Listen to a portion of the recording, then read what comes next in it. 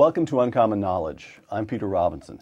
Be sure to join us, by the way, on Facebook at facebook.com/UNC Knowledge. Facebook.com/UNC Knowledge. An economist, syndicated columnist, and best-selling author, Thomas Sowell is a fellow at the Hoover Institution. Over the course of his long and storied career, Dr. Sowell has taught economics at institutions including Cornell, Amherst, and UCLA.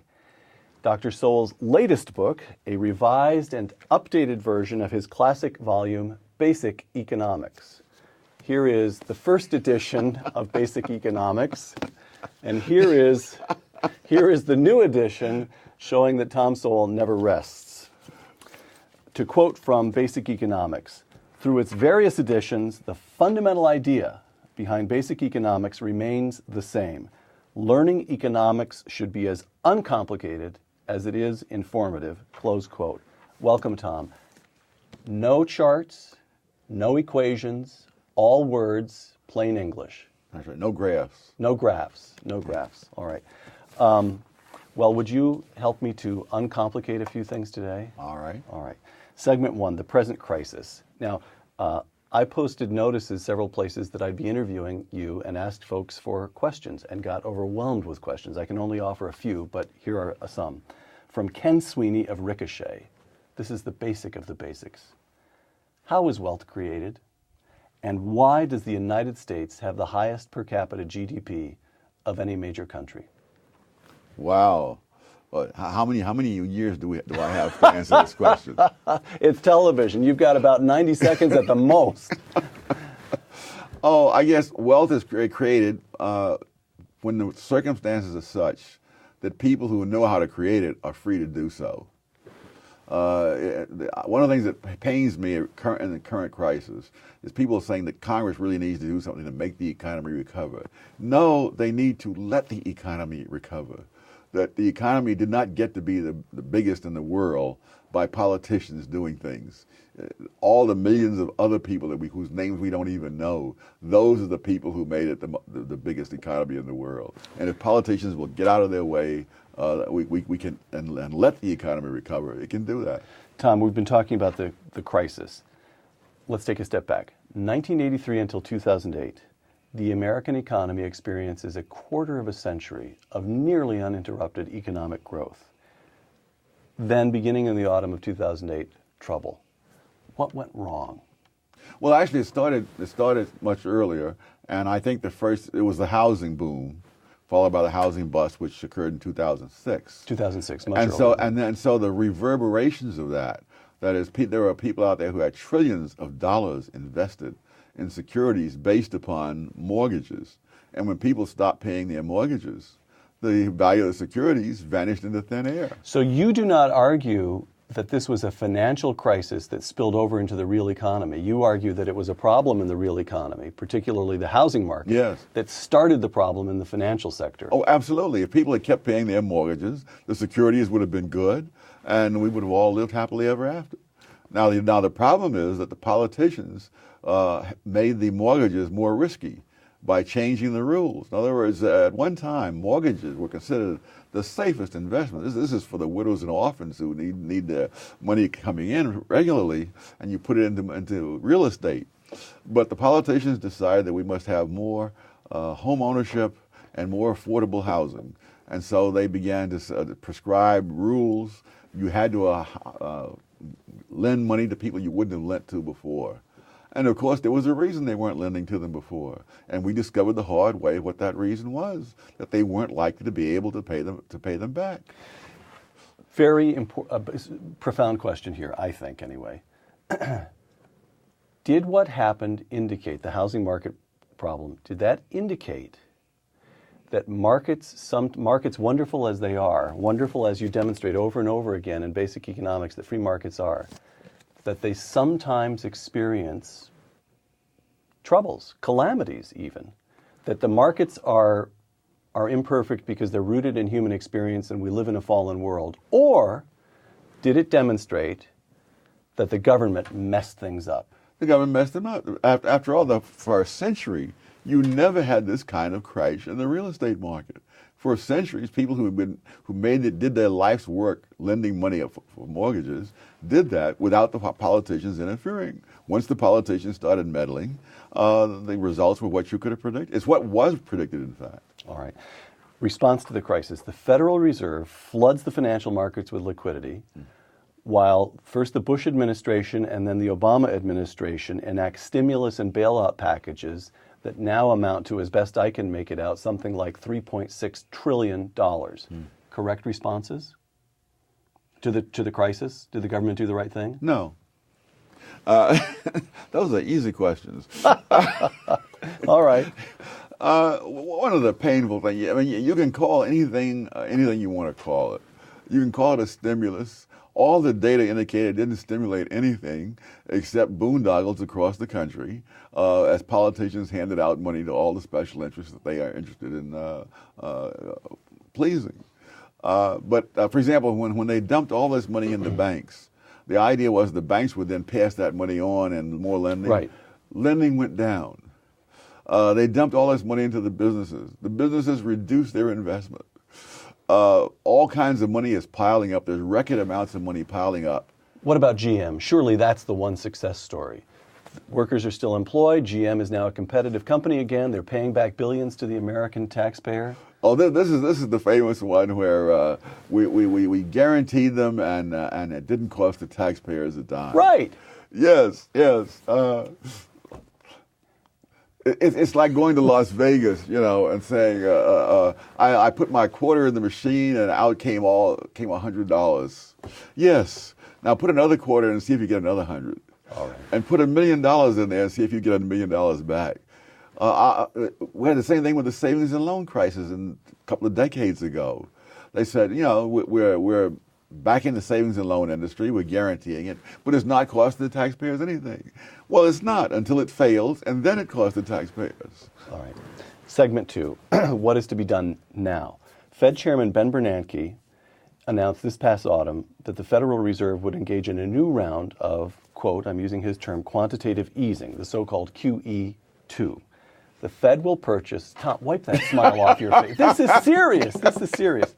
The Fed will purchase some $600 billion of Treasury instruments to keep interest rates low and spur economic growth. That's Ben Bernanke.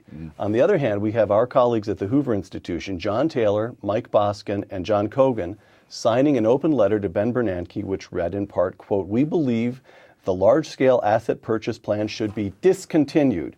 The planned asset purchases risk currency debasement and inflation, and we do not think they will achieve the Fed's objective of promoting employment, close quote.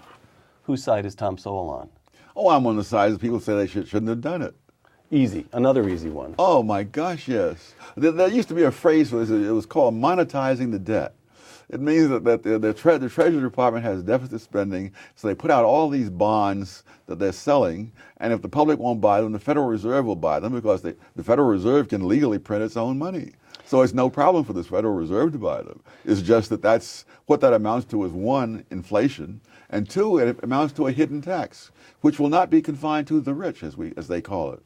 I mean, in other words, if you've got X thousands of dollars in your bank account and the Federal Reserve starts printing more money, it is simply stealing the value of the money that you put aside. Mm-hmm. Mm-hmm. So that's the same thing as a tax, only it's an inflation tax. But Tom, you're answering these questions with the greatest of ease, and you even find, I can tell from your face, you find some of the questions amusing. But so a layman like me, like our viewers, says, well, now wait a minute. Dr. Sowell's an eminent figure, and I even had in these emails somebody commenting on your lovely baritone voice. You're a sterling figure in all kinds of ways. But Ben Bernanke is a Princeton. Oh yeah. In other words, what is he thinking? What does Ben Bernanke think he's doing? It can't be that easy, can it? To say, oh no, that's a mistake. Well, Ben Bernanke is chairman of the Federal Reserve System. He's no longer a professor at Princeton. Well, he's in absentia. Emeritus. Or right. He's taken a leave of absence, right? Yes. And so we have a whole different set of incentives and constraints on him. One of the most painful things for me was reading an article by Arthur F. Burns based on his experience when he was chairman of the Federal Reserve System. In the 70s, this would be 60s and 70s, under Richard Nixon. Yes. Right. And he spelled out that, when you're in the Federal Reserve System, you're not a free agent. It's not like you're conducting a seminar at Columbia and can just simply say and do whatever you want to do. You're operating within very narrow limits. The Federal Reserve is, quote, independent, unquote, but Congress can change the amount of that independence anytime they take a notion. And so even if you're following policies that are good policies, you've got to watch your back, because Congress can step in at any time and stop you. And so it's a very tense kind of situation. All right. Wall Street Journal, December 8th, quote, in accepting the deal to cut payroll and business taxes and extend all of the Bush-era tax rates through 2012, as you and I speak, this hasn't been enacted in the Congress, but we're talking about the deal that President Obama cut with Republicans. To continue the quotation, Mr. Obama has implicitly admitted that his economic strategy has flopped. He is acknowledging that tax rates matter to growth, that treating business like robber barons has hurt investment and hiring, and that tax cuts are superior to spending as stimulus. Close quote. You buy every word of that? Oh, yes. Okay. Well, but what is painful to me, really, looking back, this argument is not a new argument. This argument was made in the 1920s. People were saying the same thing on both sides they're saying right now. The difference is that 75 years have elapsed, and there have been 4 administrations of both parties that have reduced high income tax rates every single time. Name them. The Coolidge, Kennedy, Reagan, and George W. Bush. Right. Every single time, the reduction in the tax rates has led to an increase in tax revenue. So I hear people on television saying how the government can't afford to give this tax cuts to the rich. They're not giving anything to anybody. Right. Here's a question about Ricochet contributor Steve Manasek, quote, it's as close to dogma as there is among conservatives that cutting taxes, particularly marginal rates, spurs economic growth. But Bill Clinton raised taxes, including marginal rates, and the economy boomed. Do tax rates really matter to economic growth? And if they do, how do you explain the Clinton expansion? I haven't looked at the Clinton expansion, but I know that the Clinton, quote, surplus taxes, those laws are passed in Congress. All spending and taxing bills originate in the House of Representatives. Right. And when the House of Representatives is in the hands of the opposite party, I don't know how any president can take any credit for whether there's a surplus or not. Okay. Milton Friedman defined a surplus as when the money comes in so fast that even Congress can't spend it. That's true. Segment 3, healthcare. Let me give you a quotation and a fact. The quotation comes from you in Basic Economics. Quote, a long-standing staple of political rhetoric has been the attempt to keep the prices of medical care reasonable or affordable.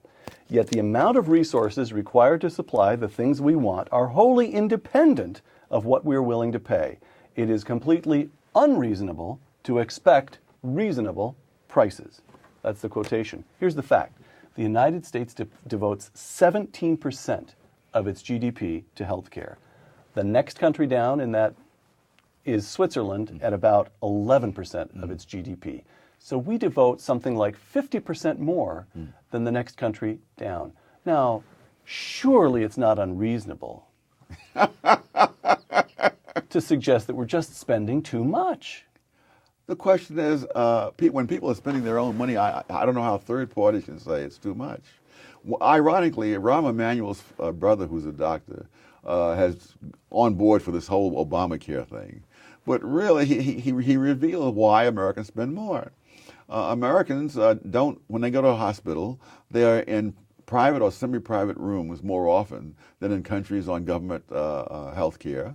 And so instead of being in a ward, you're in your own private or semi-private room. It costs more. American doctors are more readily available. There is less waiting time. Some people prefer to pay in money and other in waiting time. Now, when you have a painful disease and the government tells you there's a 6-month waiting list, that you're paying in a different way. It doesn't show up in the statistics. But you may not even live the 6 months, depending on what you have. So we pay more and get more. That's it. That's it? That's all there is to it? That's it. You don't want to say, but at the same time, our system is terribly inefficient in various ways? No, it's not inefficient for people to buy what they want. It has to be more complicated than that. It's what's inefficient is having third parties decide what you need and don't need. As for example, in Sweden, where and it's not like an insurance company saying they won't pay for it. In Sweden, if they say that you don't need this, you can't pay for it with your own money because they control the whole system. And so your choice at that point is to leave Sweden, which if you're very sick may be a little hard to do, or to have what you need smuggled into you. Right.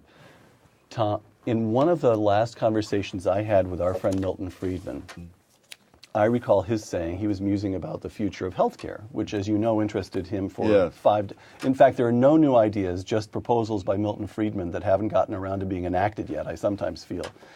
But Milton said, the situation we have in this country is untenable over the longer term. And he said, broadly speaking, about 50% of American healthcare is private, subject to the usual incentives of the private market. But about 50% with Medicare, Medicaid, and so forth, about 50% is effectively socialized, run through the government in one way or another. And Milton said, this is untenable. We will probably either go to a much more socialized system in which we will at least have the virtue of controlling prices. Quality may deteriorate, but prices might be controlled.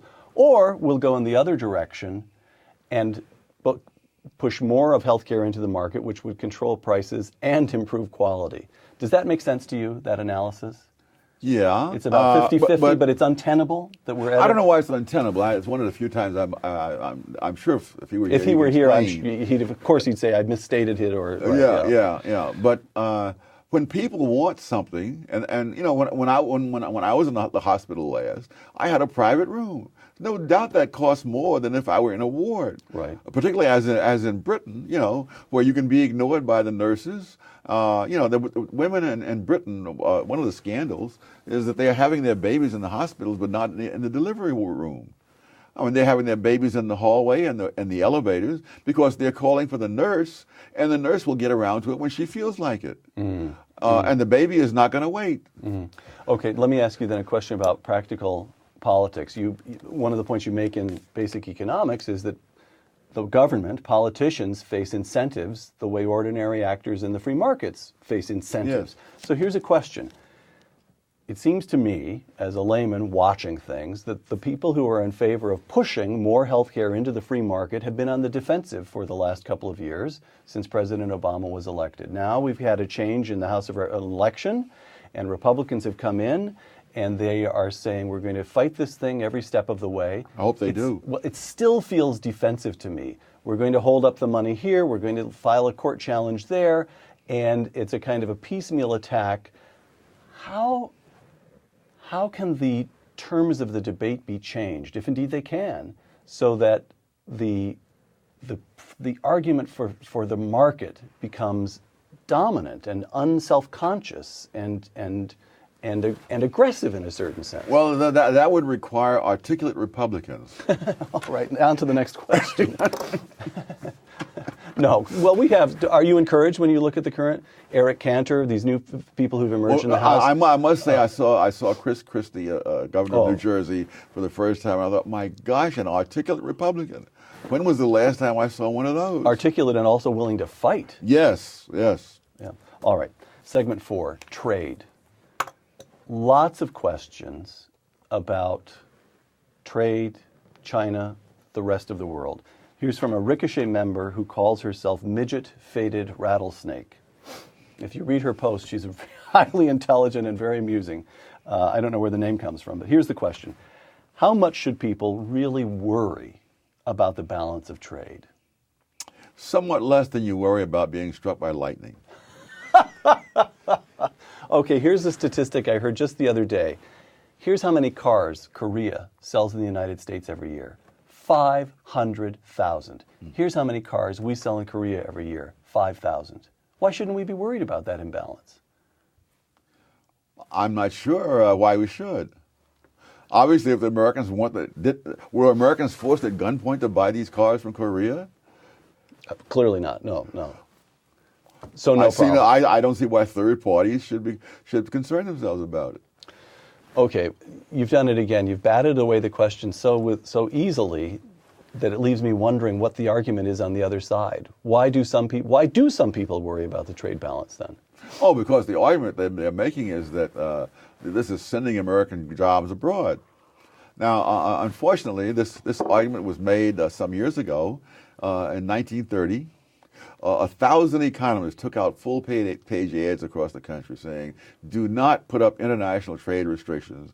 It will not increase employment. It will just set off a new round of retaliation. It was one of those wonderful things the media like. It was a bipartisan effort. The Democratic Congress wanted to pass the Smoot-Hawley tariffs, and the Republican president signed it into law. And it was one of the biggest disasters in the history of the country.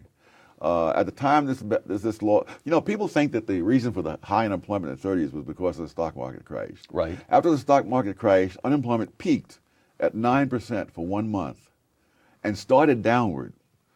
It was down to 6.3% before the federal government intervened. It was only after the federal government intervened that the downward movement reversed itself and shot all up over a few years to 25%. So the people who are out there just dying for the government to come in with their solution, I don't know if they have studied history or not. What's the correct way? Here I'm interested in the way to think about the problem. China. There are constant predictions that soon, maybe within a decade or so, the Chinese economy will become as big as ours. So, bigger economy than ours, that sounds in some way something about which we ought to be nervous. On the other hand, there are 14 times as many Chinese as Americans. So when their economy becomes as big as ours, it only means that their per capita GDP will be 1/14 that of ours. So should we be worried about the growth of China? The Chinese should be worried as to why their economy is so far behind that of the United States. All right. Although I must say their economy is enormously better than it was in the days of Mao. Right. And is so as a result of putting in more market, allowing more freedom in the market, just as in the past couple of years we're trying to reduce the freedom of the market. Well, okay, so let me take the United States out of it for a second. At the end of the Cold War, Russia, as we were allowed to call it once again, the Soviet Union ceased to exist, Russia embraced democracy pretty rigorously under Boris Yeltsin. True election to the Duma and so forth, and suffered an economic collapse from which they have never recovered. China embraces the markets to a limited extent, but still a very extensive extent, but refuses to touch democracy, refuses to permit political freedoms, and experiences this period of some 2 decades now of economic growth, unparalleled really for a country of that size anywhere at any point in human history. So what does that tell us about the connection between democracy and economic growth? We Americans like to talk about democratic capitalism as though the two are somehow intertwined. Are they not? Well, China has proven that they're not inevitably so. There are a lot of things that you have to make an economy work. First of all, you have to allow the market to work. And in Russia, when the new capitalists were simply the old communists who had taken over the industries, you didn't have capitalism in the real sense of the word. You had what some have called crony capitalism, and you had people who disappear off the streets when they, get in the way of what the government wants to do. So it's really, I think, sub-rosa fascism. Fascism being different from socialism in that the private ownership is there, but the government tells people what to do. And what about China? Do you believe that they can continue to sustain high economic growth rates without some semblance of democracy, without beginning to open up political freedoms? Can they? I think they are doing some of that, and particularly as you get larger and larger numbers of people who are successful in the private marketplace and who then begin to have influence, and as the old guard dies out, I think, but it'll be a very slow process. I mean, I wouldn't hold a stopwatch on it. All right. From China to Europe. Here in the United States, nobody would start talking about the threat to the dollar as a currency if Texas experiences a high growth rate and Michigan experiences high unemployment and manufacturing decline. Nobody talks about that as a threat. But in Europe, we see that the troubles in Greece and Ireland and now Spain and Portugal are being talked about as a threat to the euro. Why? Because they're trying to create something that a country would create in a situation where you have sovereign states. And so you can't have a common currency and then have each government go off on its own little tangent, because they'll end up in situations where that common currency is threatened because of what someone did in Greece or Spain. So do you consider the euro untenable over the longer term? I don't know, but because people can always change their policies, and personally, I never thought it was such a great idea. What would you have done instead? Just permit? What they've done for centuries. All right. Have each, have Deutschmark, Lira. That's it. All right. Segment 5, theory. Lots of questioners want to know whether you share Congressman Ron Paul's skepticism of the Fed. And I'm going to quote you. This isn't in Basic Economics, but a recent column. Quote, "For most of the history of this country, there was no Federal Reserve System." There you go, that dirty trick of bringing in history. Ah, yes. There was no Federal Reserve System, which was established in 1914 to prevent bank failures. But bank failures in the 1930s exceeded anything ever seen before the Fed was established. Close quote.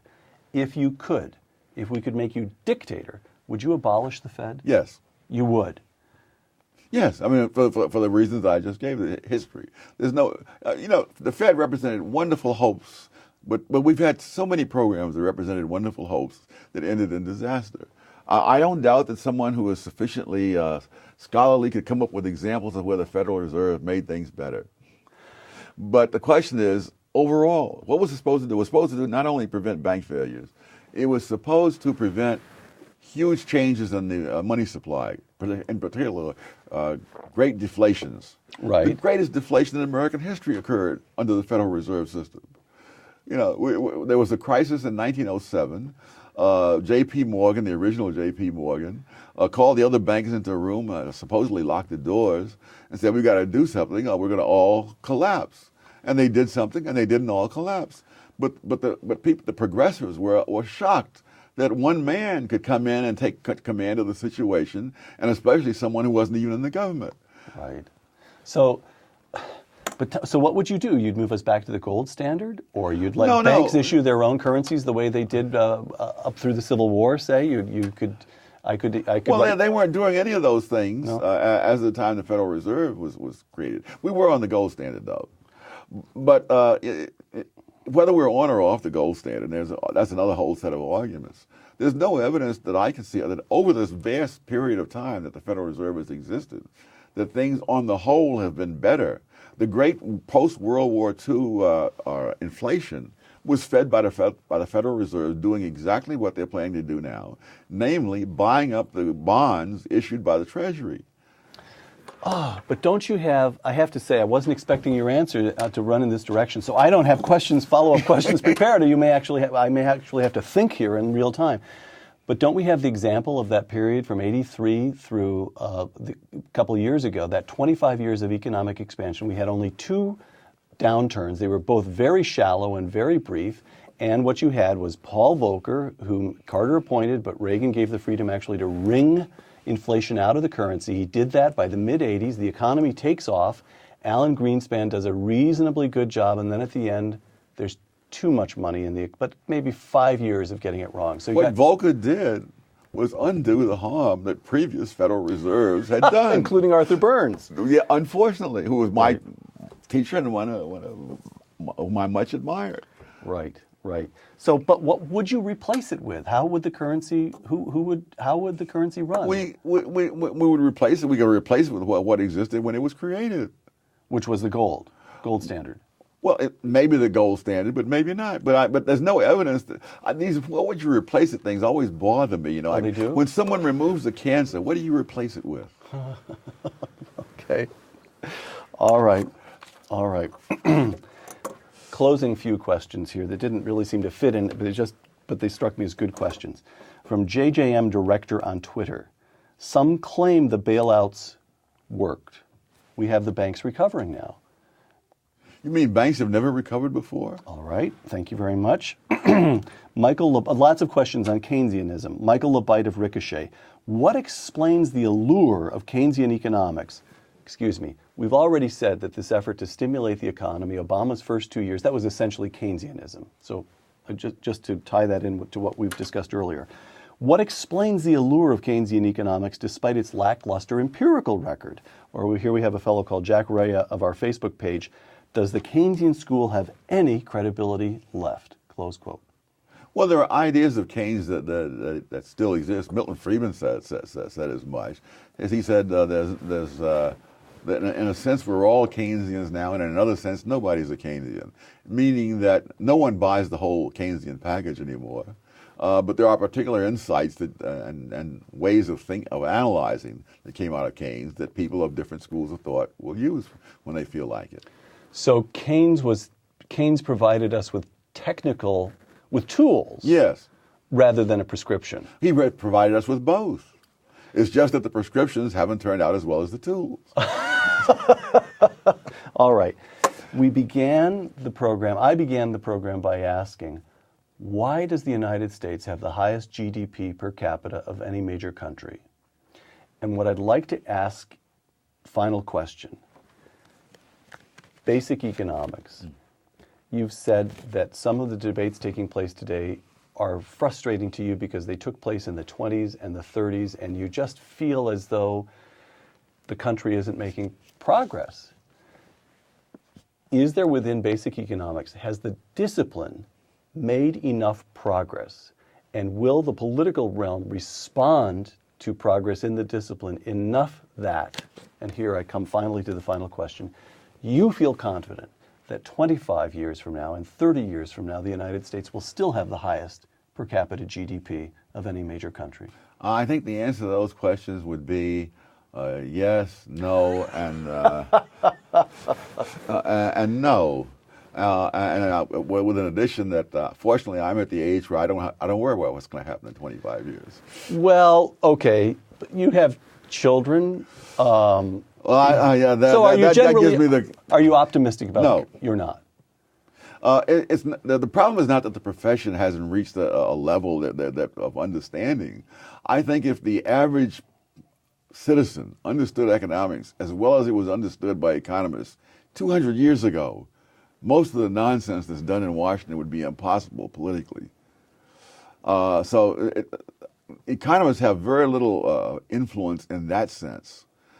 The people in Washington decide what they want to do, and they find an economist who will go along with it. But Tom, the Tea Party just arose out of nowhere. We just had a tidal wave in which the Republicans won 61 new seats in the House of Representatives. Yes. They have a majority of 49 seats, which is the biggest majority the GOP has had in decades. Nobody supposes it was because they were Republicans. Right. It's because of anger at the nonsense. Doesn't that give you some glimmer of hope? Yes. Because if Obama had retained the power that he had before the election, I think I would have been more than pessimistic. I would have just been despairing.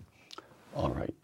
Dr. Thomas Sowell, the non-despairing Dr. Thomas Sowell, author of the 4th edition of Basic Economics, which I have already bought for my college-age student at home. Thank you very much. Thank you. I'm Peter Robinson for Uncommon Knowledge and the Hoover Institution. Thanks for joining us.